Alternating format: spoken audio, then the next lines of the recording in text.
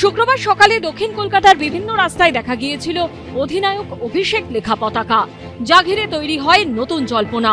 এরপরে রাতে দেখা গেল আরেক হোর্ডিং, যেখানে মমতা বন্দ্যোপাধ্যায়ের ছবি দিয়ে লেখা আছে সর্বাধিনায়িকা জয় হে।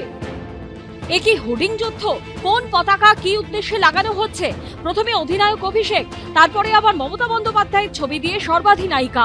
পাম্প চালিয়ে উঠছে বিল, কেএসবি পাম্প বাঁচায় বিদ্যুৎ, বিলের প্রবলেম গেল।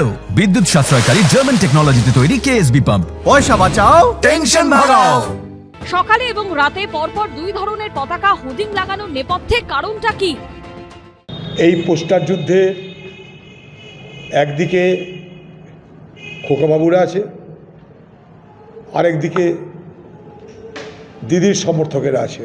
তৃণমূল তুমি কার? তুমি খোকাবাবুর না তুমি মমতার? গোটা ট্রেনের ইঞ্জিন একটাই, সেই ইঞ্জিনের নাম মমতা বন্দ্যোপাধ্যায়। ইঞ্জিন যদি বলে হাওড়া যাব, সব কটা বগিও হাওড়া যায়।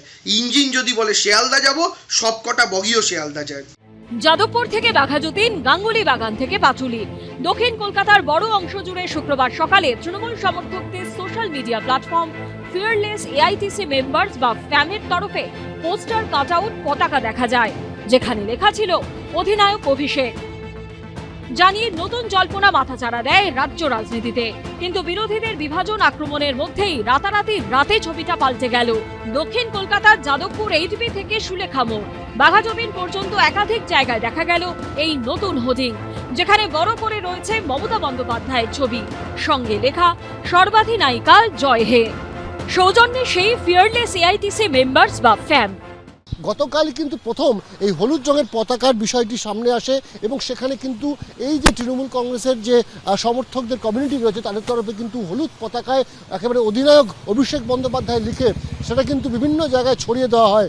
এরপরই কিন্তু দলের মধ্যে একটা প্রশ্ন উঠতে শুরু করে যে মমতা বন্দ্যোপাধ্যায় যখন লন্ডন যাচ্ছে সেই সময় কি এই ধরনের যে পতাকা সেটা কতটা যুক্তিযুক্ত।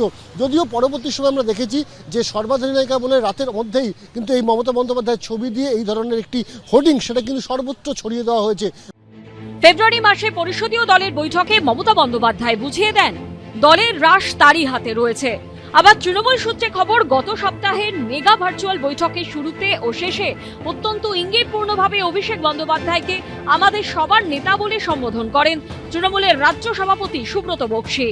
এর পরপরই শুক্রবার অভিষেক বন্দ্যোপাধ্যায়ের নামে শহরের একাংশের পতাকা ও হোর্ডিং জানিয়ে তৈরি হয় নতুন জল্পনা। তার কয়েক ঘন্টার মধ্যেই রাতে মমতা বন্দ্যোপাধ্যায়ের নামে হোর্ডিংয়ে ছেয়ে গেল শহরের রাস্তা, যা জন্ম দিল নতুন গুঞ্জনের। মানুষ বারবার মমতা বন্দ্যোপাধ্যায়কে গ্রহণ করেছেন, আর নতুনদের মধ্যে দ্রুত উঠে এসে পরিণত রাজনীতি করে দক্ষতার পরিচয় দিয়ে সর্বভারতীয় সাধারণ সম্পাদক হয়েছেন অভিষেক বন্দ্যোপাধ্যায়। ফলে এখানে তো কোথাও কোনো রেশারেশি বা তুলনার বিষয় নেই। হাতে 7 মাস 8 মাস বাকি, বাংলার মানুষ অত্যন্ত কষ্টে রয়েছে। তাদের একটা সুস্থ সুশাসনের সরকার আমরা দিতে চাই, আমরা সেই দিকে এগোচ্ছি। কার পোস্টার পড়েছে, কাকে হলুদ পতাকা দিয়ে সাজিয়েছে, তারপরে আবার কোন মুখ্যমন্ত্রীর পোস্টার পড়েছে, কে আগে কে পরে, অভিষেক ব্যানার্জির গোষ্ঠী, মুখ্যমন্ত্রীর গোষ্ঠী, we are just not interested. কিছুদিন আগে অভিষেক বন্দ্যোপাধ্যায়কে অবিলম্বে পুলিশ মন্ত্রী করার দাবি জানিয়েছিলেন যে হুমায়ুন কবির, তার গলাতেও এখনো অভিষেকেরই প্রশংসা শোনা গেল। আমাদের তৃণমূল পরিবারের গার্জেন মমতা বন্দ্যোপাধ্যায়, কিন্তু উত্তরসূরি তো হয়ে গেছে অভিষেক ব্যানার্জি। বছর ঘুরলেই রাজ্য বিধানসভা নির্বাচন, তার আগে রবিবার 2026 নির্বাচনের সোশ্যাল মিডিয়া চ্যালেঞ্জের রণকৌশল বৈঠক ডেকেছে ফ্যাম। অনির্বাণ বিশ্বাস, সত্যজিৎ বৈদ্য ও রাজীব চৌধুরীর রিপোর্ট, এবিপি আনন্দ।